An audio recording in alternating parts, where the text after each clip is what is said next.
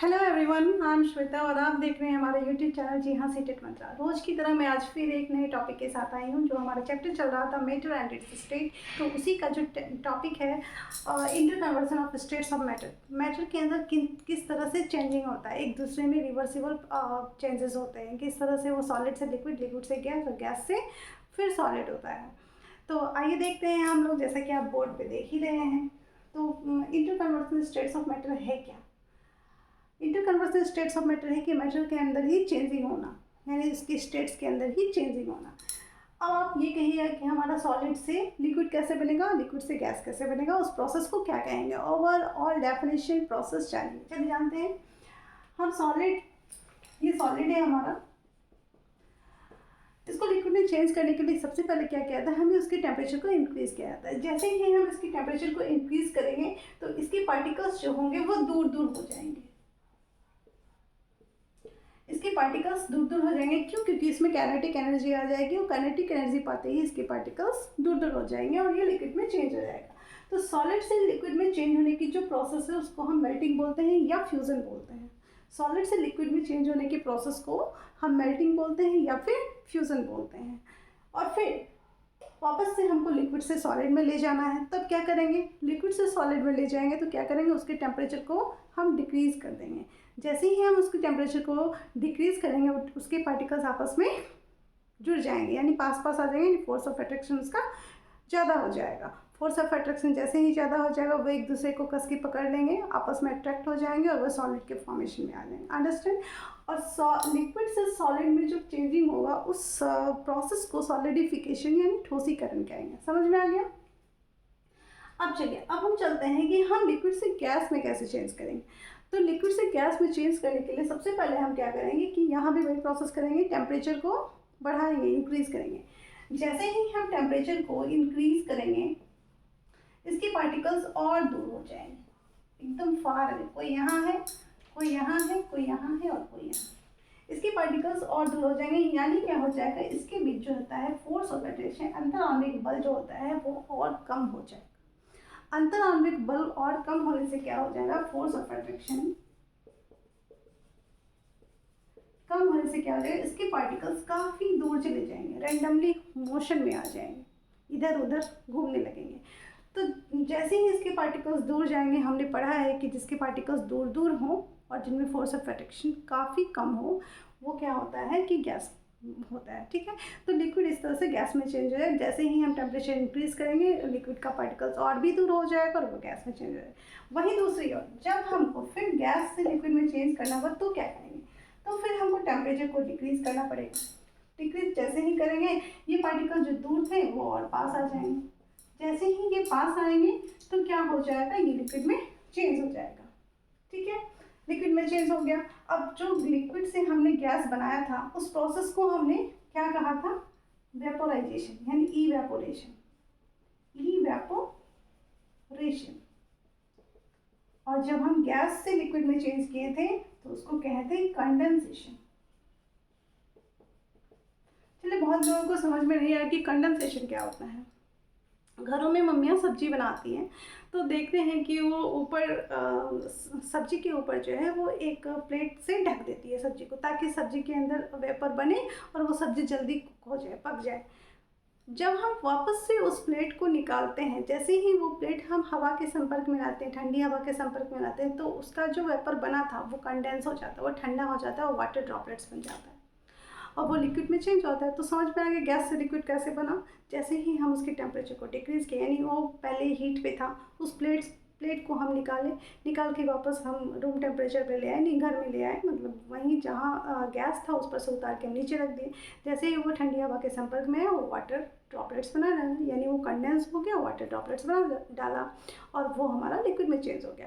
आप सुबह घूमने जाते तो उसकी बूंदें पड़ी रहती, वो क्या है, वो भी तो इवेपोरेशन ही है। वाटर ड्रॉपलेट्स का जो हमारा वेपर चारों साइड इन्वायरमेंट में था वो कंडेंस एयर के संपर्क में आके सुबह वो उसकी बूंदें बना डाली, वाटर ड्रॉपलेट्स बन गया। अंडरस्टैंड? समझ में आ गया कंडेंसेशन क्या होता है, इवेपोरेशन क्या होता है। चलिए, अब सॉलिड से गैस में जब चेंज करेंगे तो क्या होगा, जब हम सॉलिड में और भी ज़्यादा हीट देंगे, वेरी हाई हीट देंगे, तो क्या हो जाएगा, इस प्रोसेस वो डायरेक्ट गैस में चेंज हो जाएगा और इस प्रोसेस को हम सब्लिमेशन बोलते हैं।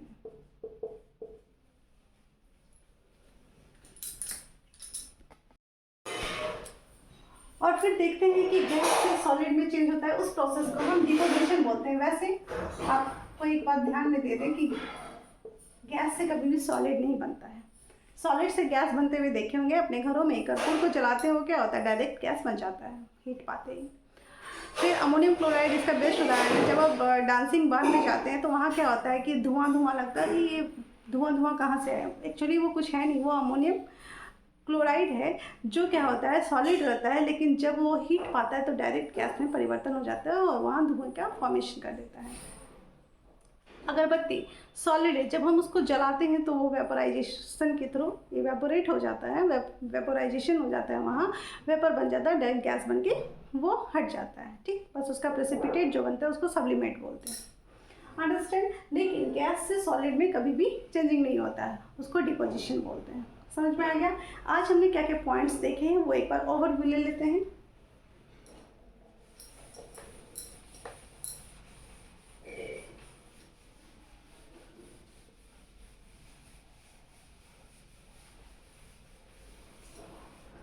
हमने पहला पॉइंट्स देखा था मेल्टिंग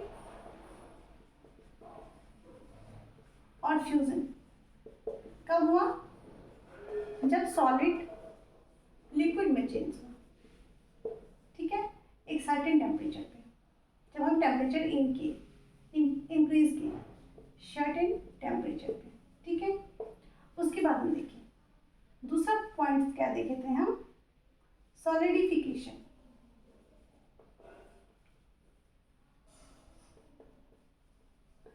सॉलिडिफिकेशन कब होता है, जब हमारा लिक्विड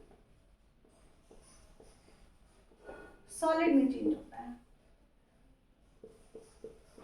ठीक है, यहाँ क्या किए थे, वहां टेम्परेचर इंक्रीज किए थे, यहाँ टेम्परेचर को डिक्रीज किए, एक सर्टेन टेम्परेचर पे ये सॉलिड हो गया। ठीक है, उसके बाद हम तीसरा पॉइंट्स देखे थे इवेपोरेशन।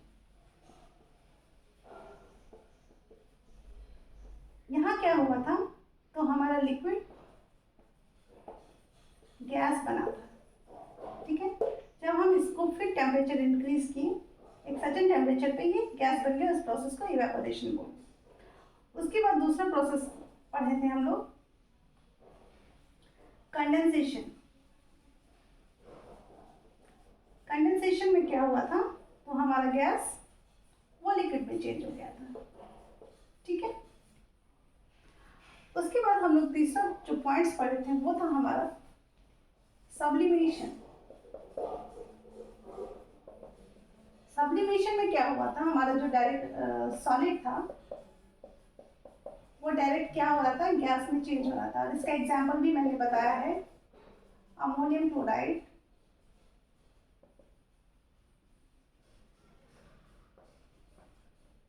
दूसरा था कैम्फोर जो घर में कर्पूर जलाते हैं, तीसरा है इंसेंस स्टिक। ठीक है, एक्सेट्रा। चलिए, इतनी चीज देखे थे और एक और चीज देखे थे डिपोजिशन, जो कभी होता ही नहीं। डिपोजिशन जो कभी होता ही नहीं, वैसे उस प्रोसेस को बोलते हैं जिसमें गैस जो है डायरेक्ट सॉलिड बन जाता है। अंडरस्टैंड? इतने सारे पॉइंट्स देखे हैं, कल फिर मिलते हैं नेक्स्ट पॉइंट के। और यस, टेम्परेचर का क्या इफेक्ट और प्रेशर का क्या इफेक्ट पड़ता है जब हम उसको इंक्रीज़ करते हैं, जब हम उसको डिक्रीज़ करते हैं, हमारा लेटेंट हीट ऑफ फ्यूज़न क्या है, ये सब देखेंगे, हमारा सब्लिमेट क्या है। तो बने रहिए श्वेता के साथ। आपको मेरी वीडियो कैसी लगी लाइक जरूर कीजिएगा और कमेंट करके जरूर बताइएगा, ताकि मैं अपनी वीडियो में कुछ सुधार कर सकूँ। Thank you so much, bye bye.